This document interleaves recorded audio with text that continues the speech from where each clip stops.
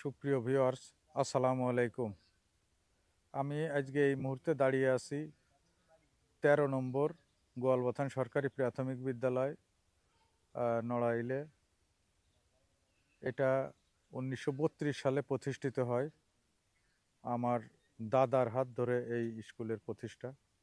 পরবর্তীতে আমার বাবা এই স্কুলে 95 শতক জমি দান করেন এবং আমার বাবা আজীবন তার জীবদ্দশায় এই স্কুলের ম্যানেজিং কমিটির সভাপতি ছিলেন।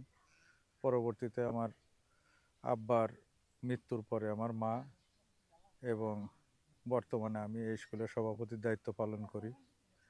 এটা আমাদের প্রাণের বিদ্যাপীঠ, আমাদের আবেগের স্থান। আমি এই স্কুলের ছাত্র ছিলাম। আমাদের এই অত্র অঞ্চলের যত প্রতিষ্ঠিত ডাক্তার, ইঞ্জিনিয়ার, পেশাজীবী, অন্যান্য পেশার লোকজন আছে, তারা প্রত্যেকেই এই ঐতিহ্যবাহী গোয়ালবাথান সরকারি প্রাথমিক বিদ্যালয়ের ছাত্র বা ছাত্রী ছিলেন।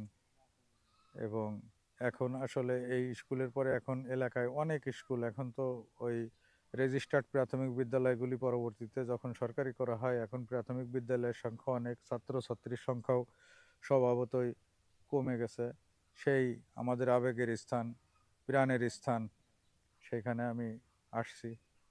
আর এই পাশে আপনারা দেখতে পাচ্ছেন যে একটা এই প্রাইমারি স্কুলের wash block construction, under construction আছে।